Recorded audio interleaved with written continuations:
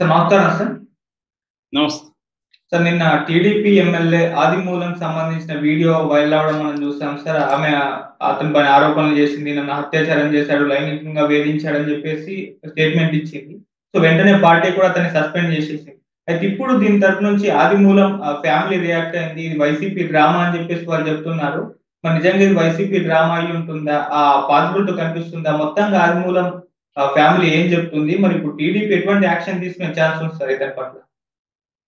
నిన్న మనం చెప్పుకున్నాము సత్యవేడు టీడీపీ ఎమ్మెల్యే కోనేటి ఆదిమూలం మీద చిత్తూరు జిల్లా టీడీపీ మహిళా విభాగం అధ్యక్షురాలు వరలక్ష్మి నిన్న హైదరాబాద్ సోమాజిగూడ ప్రెస్ క్లబ్లో ప్రెస్ మీట్ పెట్టి ఆమె డీటెయిల్గా వివరించింది.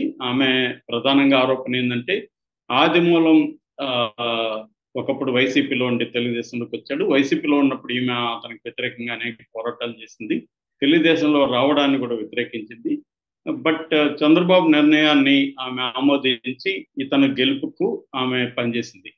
ఈ క్రమంలో బిగినింగ్లో తాను చెల్లి చెల్లి అంటూ పిలుస్తున్న వ్యక్తి తర్వాత గెలిచిన తర్వాత టోన్ మార్చాడు, తనను వేధించడం మొదలుపెట్టాడు. ఆ వేధింపులు తట్టుకోలేక అతనికి సరెండర్ అయిపోవలసి వచ్చింది. లేదంటే తన భర్తను పిల్లల్ని చంపుతానని కూడా అతను బెదిరించాడు. సో ఆమె జూన్ 6వ తేదీ తిరుపతిలో ఉండే భీమాస్ పారడైజ్కి వెళ్ళింది. ఇతను 105 రూమ్కి. అక్కడ అతను అత్యాచారం చేశాడు. దాని తర్వాత మళ్ళీ రోజు నైట్లంతా ఫోన్లు చేయడం మొదలుపెట్టాడు. దాంతో భర్తకి అనుమానం వచ్చింది. భర్తకి విషయం చెప్పింది. యాక్చువల్గా జూలై 6న ఆమెను అత్యాచారం చేశాడు. మళ్ళీ జూలై 10న ఆమె వెళ్ళింది. అప్పటికి భర్తకు తెలిసింది కాబట్టి భర్త పెన్ కెమెరా ఇచ్చాడు. దాన్ని తీసుకెళ్లి జూలై 10వ తేదీ ఆమె రికార్డు చేసింది. మళ్ళీ జూలై 17 కూడా వెళ్ళింది, ఆయన ఇచ్చాడు. సో అప్పుడు కూడా రికార్డ్ చేసింది. ఇలాగా మొత్తంగా 3 సార్లు ఆమె వెళ్ళినట్టు చెప్తుంది. ఈ ఫుటేజ్ని ఆమె నిన్న బయటికి పెట్టింది కూడా. యాక్చువల్గా ఈ విషయాన్ని చంద్రబాబుకి లోకేష్ దృష్టికి తీసుకుపోతే వాళ్ళిద్దరు పట్టించుకోలేదు. అందుకనే నేను మీడియా సమావేశం ఏర్పాటు చేస్తున్నాను అని కూడా నేను అనింది. ఎప్పుడైతే ఇది అనిందో వైసీపీ వాళ్ళు దీన్ని పెద్ద ఎత్తున వైరల్ చేశారో, మీడియా కూడా దీని మీద నిన్న ప్రత్యేక కథనాలు వచ్చాయి. దాంతో తెలుగుదేశం పార్టీ మేల్కొనింది.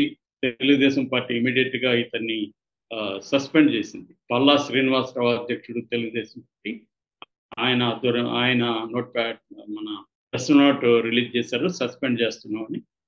ఇప్పుడు తెలుగుదేశం కోర్సు ఏంటంటే ఈ ఇమీడియట్గా సస్పెండ్ చేసి ఆయన వివరణ అడిగింది.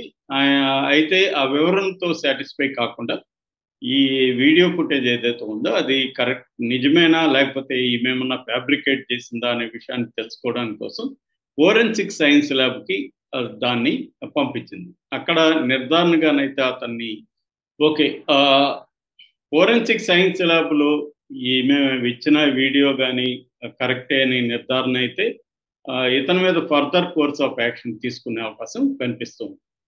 ఇక నేను నిన్నే చెప్పాను, ఖచ్చితంగా ఆదిమూలం దీన్ని ఒక్కడు ఆయన ఇదంతా కూడా ఫ్యాబ్రికేటెడ్ మార్ఫింగ్ చేశారని చెప్తాడని అలాగే చెప్పారు. నిన్న ఆదిమూలం ఒక టీవీ ఛానల్తో మాట్లాడుతూ తెలుగుదేశంలోనే కొంతమంది గిట్టని వాళ్ళు ఈ పని చేశారని ఆయన చెప్పాడు క్లియర్గా.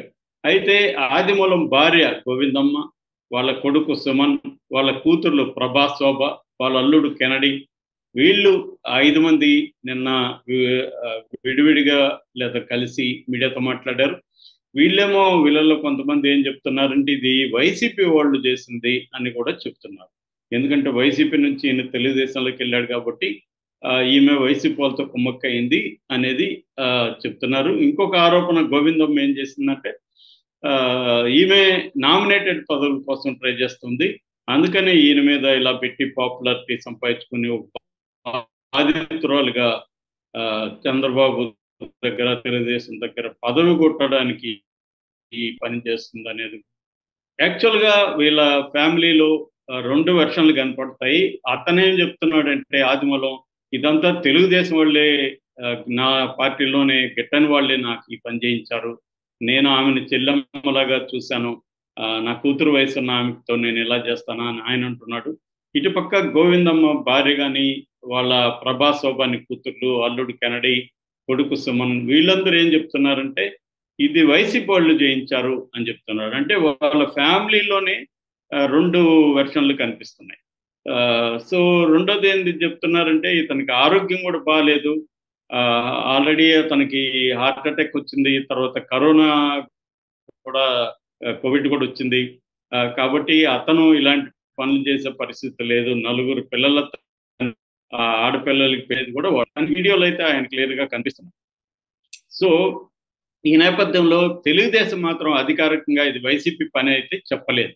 అంటే క్లియర్ గా ఆమె ఆరోపణలు తెలుగుదేశం పరిగణలోకి తీసుకున్నట్టుగానే కనిపిస్తుంది.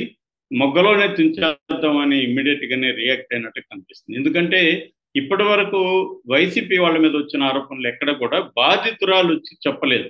బాధితురాలు వచ్చి నాకు ఇలా అన్యాయం జరిగిందని వైసీపీ వాళ్ళ మీద ఆరోపణలు ఈ మధ్య కాలంలో లేవు. వీళ్ళు క్రియేట్ చేసి, తెలుగుదేశం వాళ్ళు క్రియేట్ చేసి ఇష్యూలు చేసిన సందర్భమే కనబడుతుంది.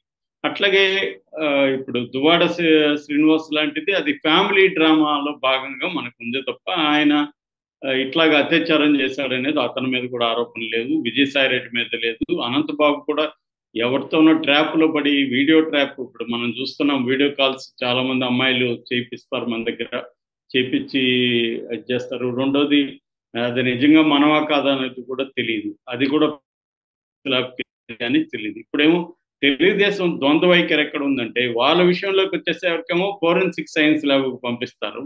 అదే వైసీపీ వాళ్ళతో కూడా పంపించాలి కదా, వాళ్ళు పంపించే అధికారంలో ఉన్నారు కదా, మరి దాన్ని కూడా పంపించి నిర్ధారణ చేసుకున్నాక కదా వాళ్ళు మాట్లాడాలి. అదేమో అది జరగదు. సో ఇది ఇక్కడ ఏంటంటే ఆంధ్రప్రదేశ్లో ప్రతి విషయాన్ని పొలిటికల్ గా చేయడం జరుగుతుంది. నిజంగా ఆమె చెప్పినట్టు కానీ జరుగుంటే మాత్రం అతని మీద కేసు కూడా పెట్టి లీగల్ గా చర్య తీసుకోవాలి. ఎందుకంటే కేవలం పార్టీ నుంచి సస్పెన్షన్ అనేది కాదు కదా, అది రేప్ కిందకు వస్తుంది. రేప్ కేసు అతని మీద పెట్టాలి, అత్యాచారం చేశాడని పెట్టాలి. మరి ఎందుకునో మహిళా సంఘాలు కానీ దళిత సంఘాలు కానీ దీంట్లో ఎంటర్ కావట్లే. ఎందుకంటే అతను కూడా దళితుడే. ఇదే ఒక అప్పర్ కాస్ట్ ఒక దళిత ఏంటి ఈ పార్టీకి దళిత సంఘాలు పెద్ద ఎత్తున మాట్లాడేది. దళితుడు కాబట్టి వాళ్ళు మాట్లాడడం లేదు. పైగా తెలుగుదేశం ఓన్లీ దళితుల మీదనే ఇటువంటి చర్యలు తీసుకుంటుంది. గతంలో చింతమనేని కానీ లేకపోతే పరిటాల కానీ, జేసీ ప్రభాకర్ రెడ్డి కానీ, తర్వాత మంత్రి నారాయణ మీద కూడా వాళ్ళ మరదలే సాక్షాత్తు ఆరోపణలు చేసిన దాన్నేం పట్టించుకోలేదు. ఓన్లీ దళితుల మీద, వీకర్ సెక్షన్ మీద మాత్రమే తెలుగుదేశం ప్రతాపం చూపిస్తుంది అనేది కూడా విమర్శలు ఉన్నాయి. దీంట్లో అనేక కోణాలు అయితే బయటకు వస్తున్నాయి.